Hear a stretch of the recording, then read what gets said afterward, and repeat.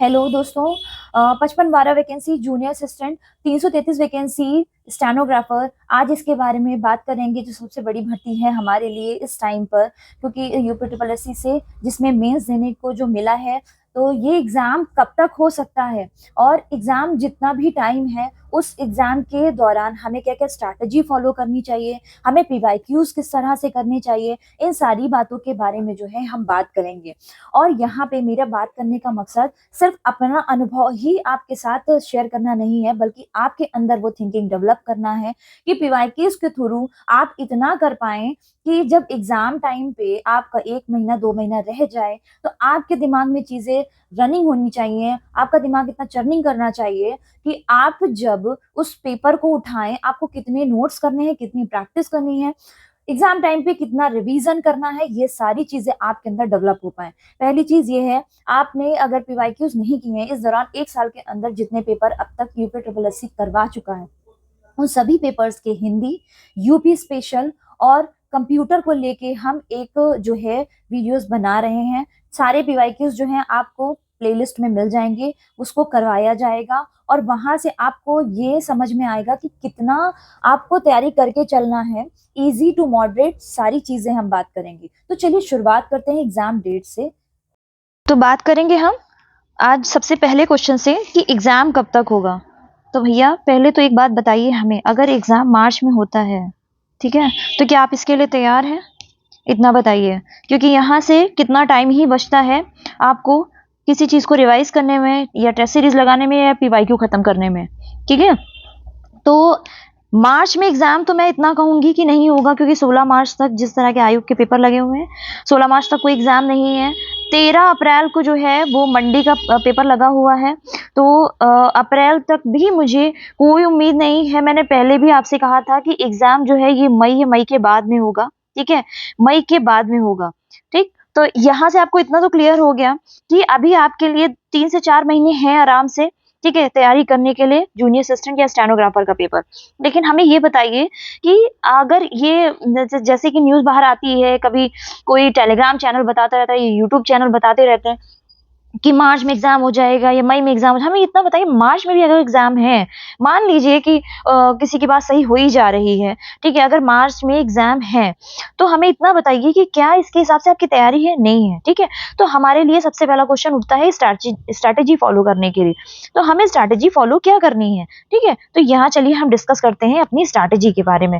सबसे पहली चीज, तो स्ट्रैटेजी में सबसे पहला क्वेश्चन आता है पीवाईक्यूज के लिए। पीवाईक्यूज के लिए मैं हर बार जोर क्यों देती हूँ? क्योंकि यहाँ से आपको अंदाजा मिलता है कि आपके पेपर किस तरह से जो आयोग है वो क्वेश्चंस जो है वो अपने इंप्रूवमेंट करता जा रहा है। ठीक है, अब पीवाईक्यूज का मतलब ये नहीं है कि आपको 10 साल का ही जो है एग्जामिन करना होगा। 10 साल के पीवाईक्यू इसलिए भी किए जाते हैं कि यहाँ से आपको लगभग 30 से 40% जो है, ठीक है, यहाँ क्वेश्चन भी मिलते हैं। ठीक, सिर्फ यही अंदाजा नहीं लगता, क्वेश्चंस भी आपको रिपीटेड मिल जाते हैं। जो क्वेश्चंस जो पीवाईक्यू करवाए जाते हैं और जो उसके एक्सप्लेनेशन में जो दिया जाता है उसमें कहीं ना कहीं क्वेश्चन जो है घुमाकर बना देता है। ठीक है, तो यहाँ से हमें क्या, 2 चीजें मिली। ठीक है, तो अब हमें करना क्या है? करना ये है कि हमें जो आपको चैनल पर मैंने आपको पहले भी कहा था कि मैंने ये प्लेलिस्ट जो है वो बना रही हूँ, और इसमें जो साल भर के जो पीवाईक्यू हैं, ठीक है, कोशिश करूंगी कि इससे और पहले के भी सारे पीवाईक्यू, लेकिन साल भर के जो रीसेंट पेपर हुए हैं, जो रीसेंट एग्जाम हुआ है, ठीक है, वो कोई भी हुआ हो, चाहे वो टेक्नीशियन क्या हुआ हो या खाद्य वाला हुआ हो या फिर ऑडिटर वाला हुआ हो, ये जितने भी एग्जाम हुए हैं इसमें जाहिर सी बात है यूपी स्पेशल, हिंदी और कंप्यूटर तो आपको मिल ही जानी है ना।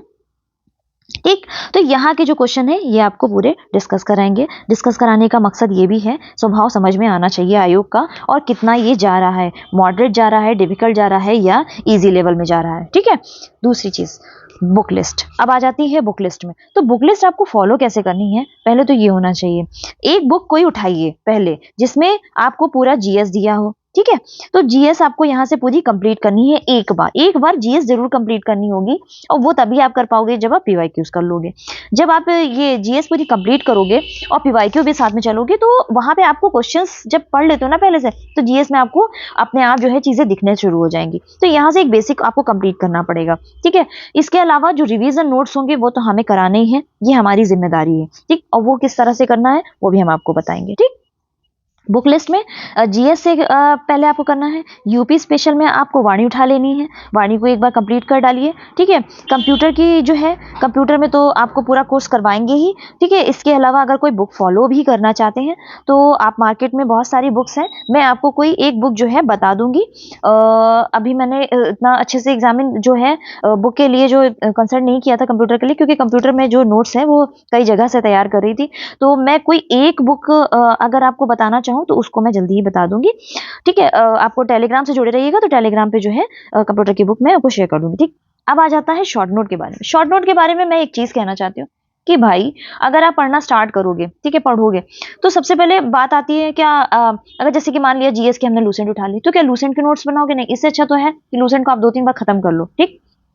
नोट्स एक्चुअल में बनाने किससे होते हैं?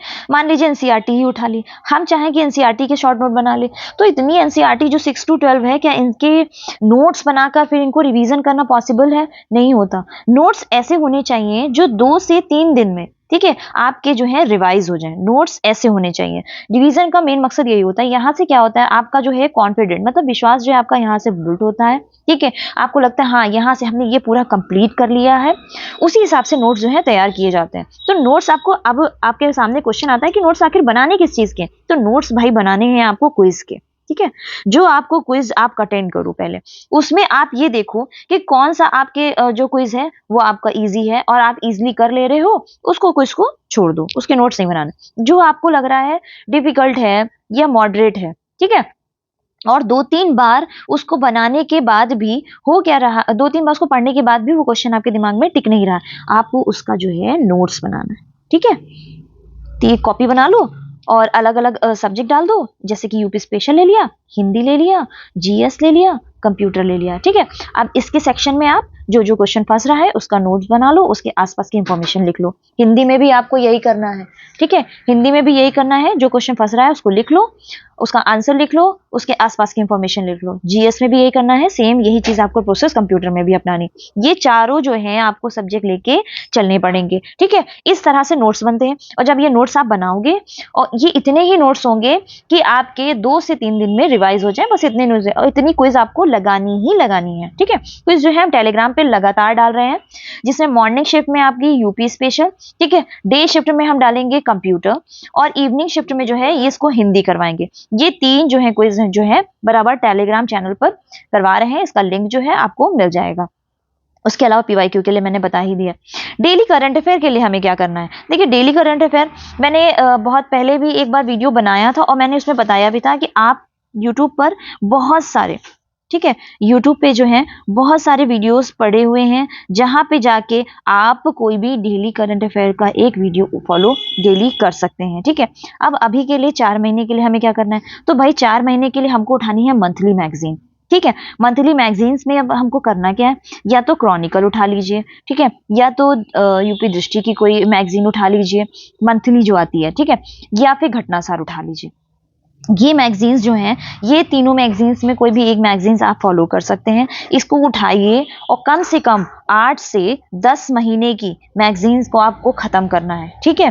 4 महीनों के अंदर, मतलब एक मैगजीन में आपको लगभग 2 से 3 दिन लेके चलना है, क्योंकि हमें उसे रिवाइज भी तो करना है। 2 से 3 दिन लेके चलना है, और इतने महीने की मैगजीन्स आपको खत्म करनी है। जो पॉइंट आपके दिमाग में नहीं टिक रहा है, उसका आपको सिंपली नोट्स बना लेना है। पहले आपको उसको 2-3 बार पढ़ना है, उसके बाद नोट्स बनाना है, वरना ये आप दूसरी मंथली मैगजीन जो है तैयार कर लोगे, ठीक।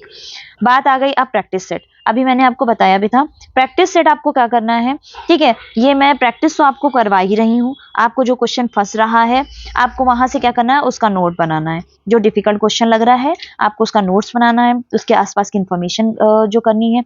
और इसमें जो आपको सब्जेक्ट, जैसे कि कोई भी टॉपिक फंस रहा है, मान लो हमने ले लिया अलंकार, ठीक है, अलंकार का टॉपिक फंसा, कई बार क्वेश्चन करे नहीं हुए, तो आपको उसका क्या करना है मालूम है? जो अलंकार वीडियो मैंने बनाई है उसको एक बार देख लो, कोई भी बुक उठा लो, ठीक है, वीडियो बनाई है वो तो आपको देखनी है। इसके अलावा अगर जो और अधिक इंफॉर्मेशन के लिए जाना हो, तो आपको क्या करना है? वैसे इनफ होगा, वीडियो जब मैं बनाऊंगी उसमें अलंकार में अच्छे से क्लियर कर दूंगी। फिर भी जैसे होता है ना कि थ्योरेटिकल बहुत सारी चीजें जो क्लियर करनी होती है, अगर आपको लग रहा है और गहराई से जाना चाहिए और डीपली आपको देख लेना है, नहीं दिमाग मतलब जैसे नहीं मन मान रहा है, तो कोई बुक फॉलो कर लीजिए हिंदी की, जैसे कि पीएन पांडे उठा लीजिए या हरदेव बहारी उठा लीजिए, ठीक है, या वासुदेव नंदन उठा लीजिए, एक बुक उठाइए, उसका वो टॉपिक अलंकार उठाइए, और वहां से जो नहीं समझ में आ रहा है उस उतना हिस्सा जो है, उतना एरिया जो है आप वो, जैसे कि अलंकार में जैसे कोई अलंकार जैसे वक्रोक्ति हो जाए, ठीक है, ये कभी बहुत हद तक जो है समझ में नहीं आता, उसको क्या करना है, उसकी परिभाषा लिख लीजिए, एक एग्जाम्पल लिख लीजिए, उसको कई बार रटिए, ठीक है।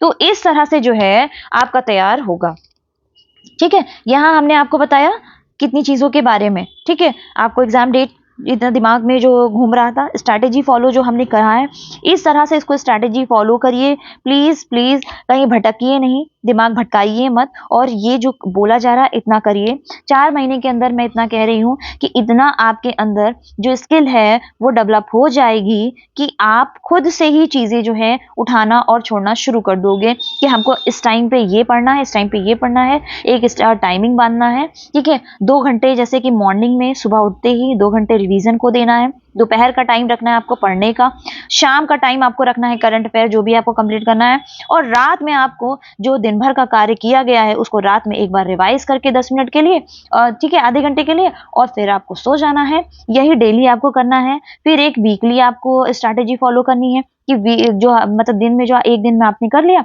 अब आपको वीक में एक डिसीजन लेना होगा कि जैसे कि कोई मंथली बुक ली है, डेली आप 2 से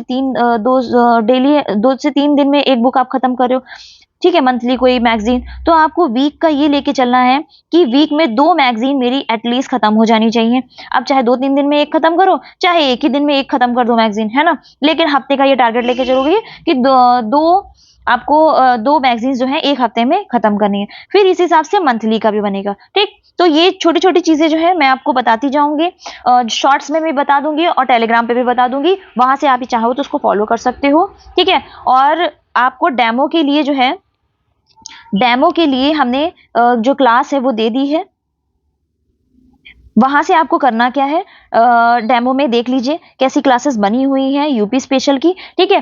डेमो उसके बाद जो है बाकी जो क्लासेस हैं वो कंप्लीट तो करवा ही देंगे, प्रैक्टिस भी डेली जो है आपकी करवाई ही जाएगी, एग्जाम टाइम के जो शॉर्ट नोट्स रिवीजन नोट्स हैं, ठीक है, वो आपको वहां पे मिल जाएंगे। सो आप तैयारी में लगिए, बिना ये सोचे कि मार्च मई अप्रैल व्हाटएवर कभी भी एग्जाम है, सिलेक्शन लेना है तो सिलेक्शन के लिए आपका टॉपर वाला तैयारी होना चाहिए 55-12, और जिन्होंने स्टेनोग्राफर की तैयारी करी है 333 वैकेंसीज के, उनके लिए मैं एक ही चीज कहना चाहूंगी कि 10 मिनट रोज जो है स्टेनो को फॉलो करिए, ठीक है। तो बाकी की स्ट्रेटेजी जो है हम अगले वीडियो में आपको आपके साथ शेयर करेंगे। तो मिलते हैं, नमस्कार, और इसी तरह से तैयारी शुरू कर दीजिए। All the best.